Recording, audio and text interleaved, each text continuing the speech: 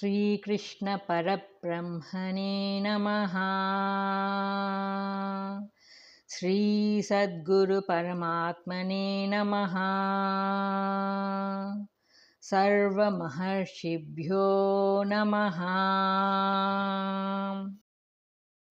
The tree of samsara should be cut by the sword of detachment, and man should strive to reach the state of Paramatma. Third sloka.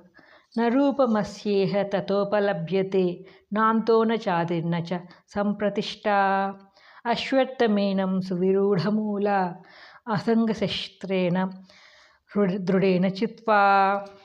Fourth sloka. Tatah param tat parimargitavyam yasmin gatanan nivartanti bhuyaha tameva chadyam purusham prapadye yatah pravrittihi prasruta purani. Substance. The real form of this tree of samsara is not pursued in the manner described above in the world by men attached to the world. Its beginning, its end, and the middle existence is not seen. Cut this firm-rooted Ashwatha tree of samsara with the strong axe of non-attachment. Then that state of Paramatma, entering which there is no return to samsara, and from whom this ancient tree of samsara has been projected, having taken refuge in that primeval Purusha, with bhakti should be sought for. Commentary. This tree of samsara is not seen by man in the form described in the first and second verses. Why? Attached to samsara, the ignorant do not see it as such. They do not see its beginning or end or its present state of existence. They have not made any attempt to inquire into its real nature. They are immersed in the flood of samsara and do not really know what it is, how it has come, and what its nature is, etc. In darkness, the real nature of objects cannot be seen. Thus, people live in samsara and die in samsara without understanding its true nature. This is Maya. Only a few awakened souls try to release themselves from its bondage, and among them, only a few are able to cut the bond and attain liberation. The idea is that the darkness of ignorance is such that man is not able to realize the slavery and bondage which samsara has imposed on him from time immemorial. This tree of samsara is described as Suvirudha Moolam, with roots deeply and firmly fixed in the world, and it has spread its branches far and wide, even up to Brahmaloka. But its firmness and strength need not frighten us. Provided the weapon is sufficiently sharp and powerful, any tree can be felled to the ground. The Lord shows the weapon with which this tree can be cut.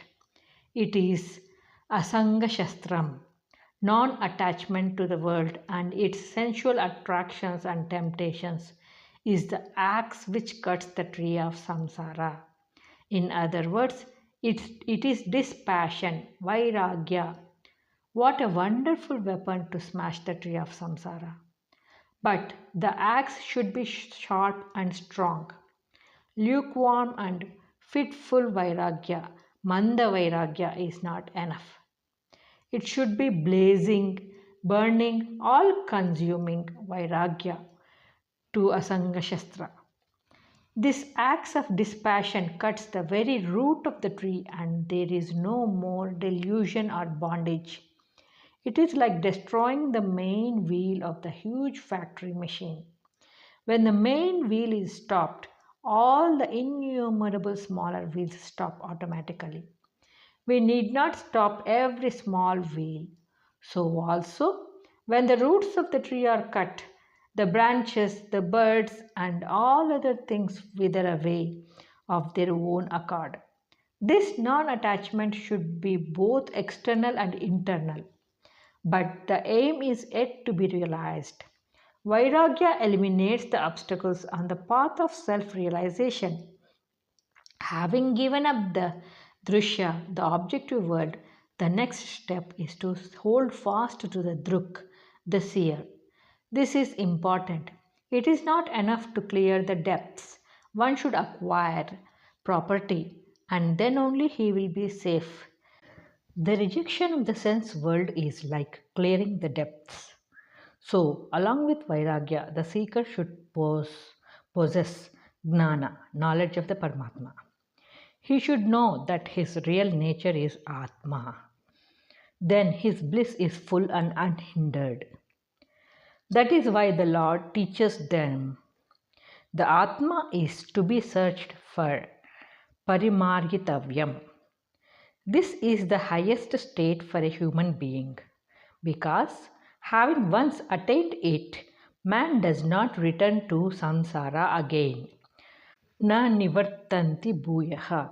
It is the law that man has to return to this world again and again, whatever world he goes to by his good work, until he realizes Paramatma. That wise attain it and are forever at rest. The path to take for this search for the highest truth is clearly stated here. The secret is revealed. Tameva Purusham Prapadye. I take refuge in that Purusha alone. This is the spirit prompting the aspirant in his search for Paramatma. It is a deeply devotional attitude, a surrender into the Lord, in search of our Atma. To him who has pure devotion, Brahmagnana is easily attained. Question: what is the nature of the tree of samsara? Answer: its roots are firmly fixed in the world. Question: how should it be cut? Answer: it should be cut with strong acts of non attachment to the objective world. Question: what should be done after the tree is cut? Answer: he should search for the state of Paramatma. Question: what is the nature of Paramatma? Answer: having attained him, man does not return to this world, on to samsara. From him, the universe is projected. He is the primeval God. The Lord declares the qualities of those who attain Paramatma. Fifth shloka. Nirmana moha jyotasanga dosha आध्यात्म नित्या विनिवृत्त कामाः द्वन्द्वैर्विमुक्ताः सुखदुःखसङ्गैः गच्छन्त्यमूढाः पदमव्ययं तत्. Substance. Free from pride, ahankara, and delusion, conquering the evil of attachment to the sense world, dwelling constantly in the self, freed from the pairs of opposites called pleasure and pain, the undeluded reach that eternal state. Commentary. In this verse, the qualities of the wise who attain the non returning state moksha are clearly described. 6 qualities are mentioned: freedom from pride, ahankara, and delusion, conquest of the evil of attachment to the sense world. Sangha is attachment, it is evil. This evil should be given up by detachment and dispassion. Dwelling constantly in the self. Here the word nitya is to be noted. Constant memory and understanding are necessary. At first, the seeker spends some time in Atmanishta and then he comes out into the objective world. This period of self centered meditation should be extended gradually till he is firmly established in the self always. Constancy is emphasized many times by the Lord because avidya overtakes man the moment when he forgets Atma. To forget Atma is itself avidya. So, constancy is prescribed as a rule for the seekers. We come across 3 types of men in the world. The first and the highest are those who are constantly in contact with the self. The second are those who contemplate Atma for some time and then go into worldly activities. And the third are those who remain immersed in the world life always, The second type have the opportunity of rising to the highest state. The third type of people are the lowest and most miserable. They are plunged in ignorance and totally devoid of any enlightenment whatsoever. Vinivritta kamaha. This, the fourth quality, is essential for all seekers. This is combined with adhyatma nityaha in the same line in the verse. The two qualities are thus brought together and they are very essence of enlightenment. The aspirants for moksha should repeat this line.